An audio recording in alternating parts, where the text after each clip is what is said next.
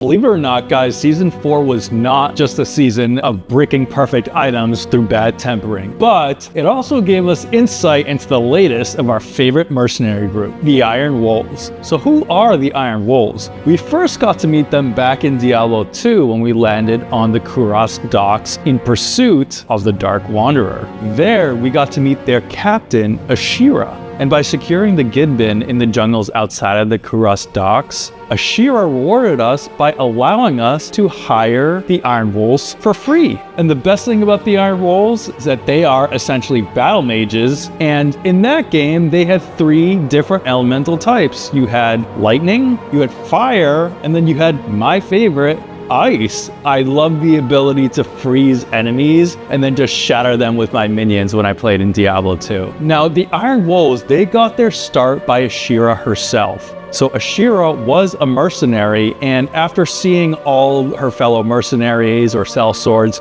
constantly turn coat and not have any sort of allegiance or moral code whatsoever, she decided to form her own band, the Iron Wolves, who is a mercenary group, but they operate on a much stricter code. So in Diablo 2, they were positioned in Kurast, and their role there was to fight off any of the demons that were appearing in the Kurast jungles and try to battle against the corruption that started spreading through the Zakarum capital there in the Nuhantu jungles. Now, after the events of Diablo 2, unfortunately, Kurast did fall completely under demonic corruption, and as such, the capital of Kechistan was moved to Chaldeum. Now, upon this move, the Zakarum Church hired the Iron Wolves to secure the next emperor, who is Hakan II, the child emperor that you meet in Diablo 3. Emperor Hakan. Emperor Hakan. Emperor Hakan. Emperor Hakan.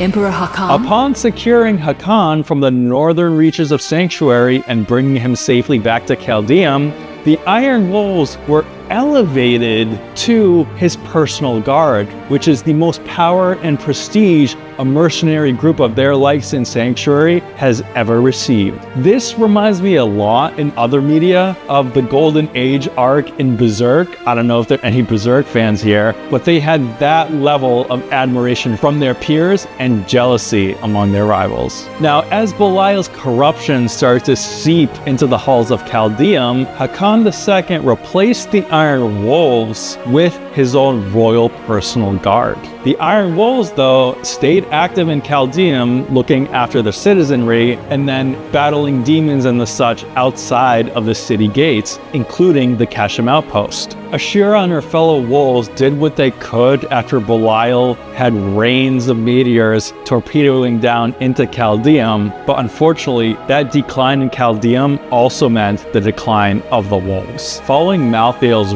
reaping and entering into an age called the Great Enmity, after Malthael wipes out almost 90% of the human population, the state of Sanctuary was very similar to that of The Walking Dead, where you're not only dealing with these demons all over the place, you don't have much structure with government anymore. Instead, you have these smaller ragtag groups vying for power over one another. During this time, Emperor Hakan deemed Chaldeum to be quarantined, and as such, they closed their gates forever to prevent outside influence, and the Iron Wolves were not among the ones who stayed. Since then, the Iron Wolves lived in what's known as the Shadow of Chaldeum, where they set camp in an oasis not too far from the formal capital. We do meet them in Diablo 4, but unfortunately they've had a great fall from grace. They're struggling with numbers, with equipment, materials to upkeep that equipment, and in the most recent season, in Season 4, they've had members gone missing ever since the arrival of Lilith's Blood Maidens in Sanctuary that are trying to continue the job where she left off. I am hoping we do get to see a redemption arc for the Iron Wolves going forward, seeing Sude the Anvil,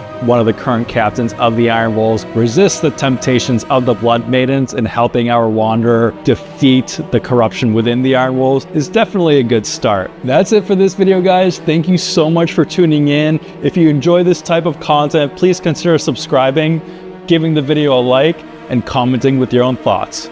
Thank you.